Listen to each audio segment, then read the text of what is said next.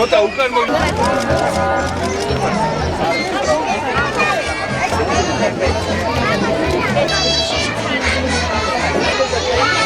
გამოსიო ან დღეს გასწრით ან გავხსნათ დღეს გასწრით ახალი დაგესწრებასაც და რა საკმაოდ აძინებელია ამ კონკურსის მოგება, ოპერა.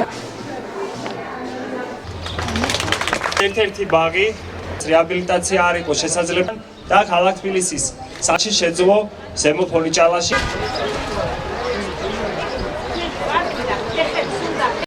ფონიჭალაში გაიხსნა 206 ბაგა ბაღი.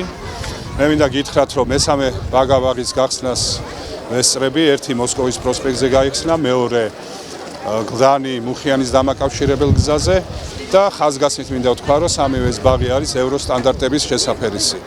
კიდე 10-ზე მეტი ბაღის გახსნა, საძირკვლის ჩაყრა არის დაგეგმილი, ასე რომ ჩვენი მომავალი თაობისათვის ჩვენ ვქნით იმ საძირკველს, სადაც ისინი გაიზრდებიან, მოემზადებიან სასკოლო ასაკისთვის და არა მხოლოდ სასკოლო ასაკისთვის, არამედ დიდ ცხოვრებაში შესასვლელად. დღეს ვესწრები ჩვენ 206 ბაღის გახსნის ცერემონიალს, ულოცავ ყველას, მშობლებს, ბავშვებს, მასწავლებლებს, პერსონალს, რომელიც აქ დაიწყებს მუშაობას. ეს ბაღი დაიხურა 2006 წელს და ჩვენი ძალისხმევით ისევ განახლდა.